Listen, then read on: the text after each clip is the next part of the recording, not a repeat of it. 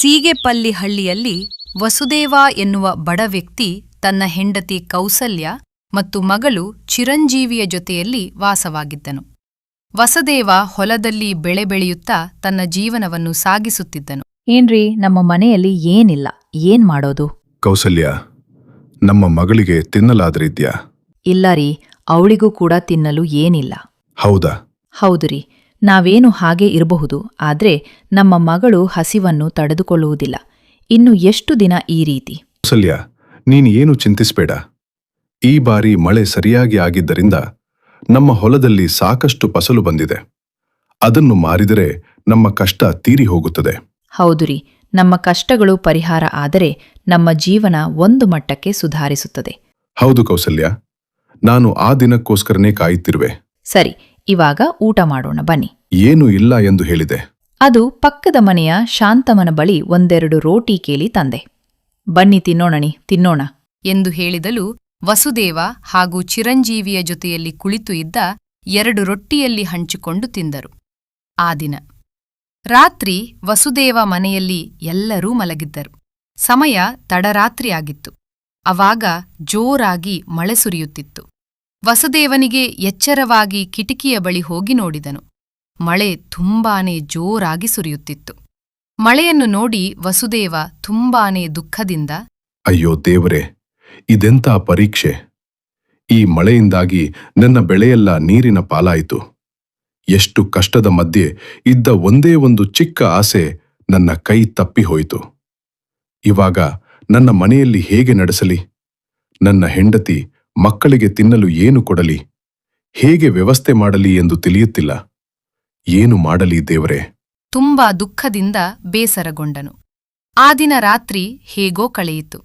ಮರುದಿನ ವಸುದೇವ ತುಂಬಾ ದುಃಖದಿಂದ ಹೊಲದ ಬಳಿ ಬಂದನು. ಅವನು ಬೆಳೆದ ಬೆಳೆಯೆಲ್ಲ ಮಳೆಯಿಂದಾಗಿ ನಾಶವಾಗಿತ್ತು. ವಸುದೇವ ತುಂಬಾ ದುಃಖದಿಂದ ಮತ್ತೆ ಮರಳಿ ಮನೆಗೆ ಬಂದನು. ಯಾಕ್ರಿ, ಏನಾಯ್ತು? ತುಂಬಾ ದುಃಖದಿಂದ ಇದ್ದೀರಾ? ಕೌಸಲ್ಯ, ನಮ್ಮ ಕಷ್ಟಕ್ಕೆ ಪ್ರತಿಸಲ ಸಿಗದಂತಾಯಿತು. ನಮ್ಮ ಶ್ರಮವಿಲ್ಲ, ನೀರಿನಲ್ಲಿ ಮುಳುಗಿ ಹೋಯಿತು. ಏನು ಮಾಡೋದು ಎಂದು ತಿಳಿಯುತ್ತಿಲ್ಲ. ಕೌಸಲ್ಯ, ಏನು ಮಾಡೋದು? ಹೌದು ರೀ, ಇದ್ದ ಒಂದು ನಂಬಿಕೆ ಕೂಡ ಮಣ್ಣಲ್ಲಿ ಮಣ್ಣು ಪಾಲಾಯಿತು. ಏನಾದ್ರೂ ಮಾಡ್ಲೇಬೇಕು. ಹಾ ಕೌಸಲ್ಯ, ನಾನು ಕಾಡಿಗೆ ಹೋಗಿ ಮರ ಕಡಿದು ಮಾರಿ ಬಂದ ಹಣದಿಂದ ಮನೆಗೆ ಏನಾದ್ರೂ ಸಾಮಾನನ್ನು ತರ್ತೇನೆ.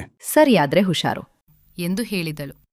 ವಸುದೇವ ಕಾಡಿನಲ್ಲಿ ಕಟ್ಟಿಗೆ ತರಲು ಹೋದ ಆ ದಿನ ವಸುದೇವನಿಗೆ ಸಾಕಷ್ಟು ಕಟ್ಟಿಗೆ ಸಿಕ್ಕಿತ್ತಿತ್ತು.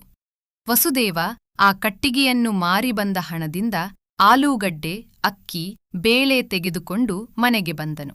ಕೌಸಲ್ಯ, ನೋಡು, ಸ್ವಲ್ಪ ಆಲೂಗೆಡ್ಡೆ ಹಾಕಿ ಬೇಳೆ ತಂದಿದ್ದೇನೆ. ಇದನ್ನು ತೆಗೆದುಕೊಂಡು ಹೋಗಿ ಅಡಿಗೆ ಮಾಡು. ರೀ, ಇದೆಲ್ಲ ಹೇಗ್ ತಂದ್ರಿ?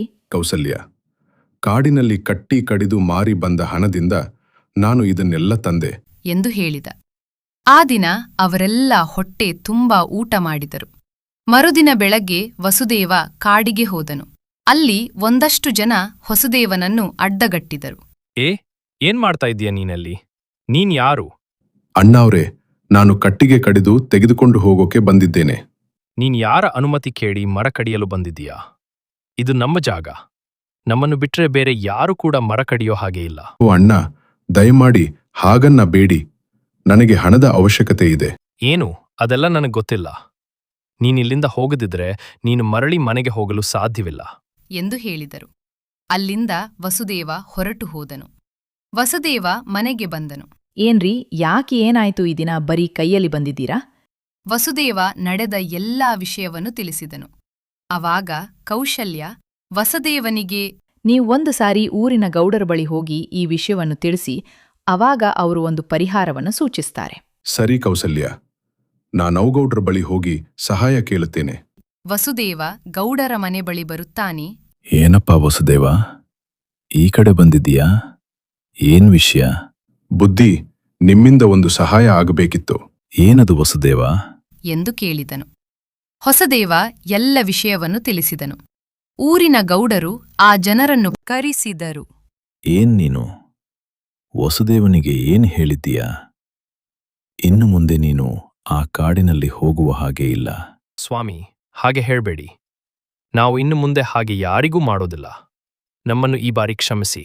ಸರಿ, ನೀವು ಇನ್ನು ಮುಂದೆ ನೀವು ನಿಮ್ಮ ಕೆಲಸವನ್ನು ನೋಡಬೇಕು. ಬೇರೆಯವರ ಕೆಲಸಕ್ಕೆ ಹೋಗಬಾರದು. ಎಂದು ಹೇಳಿದರು.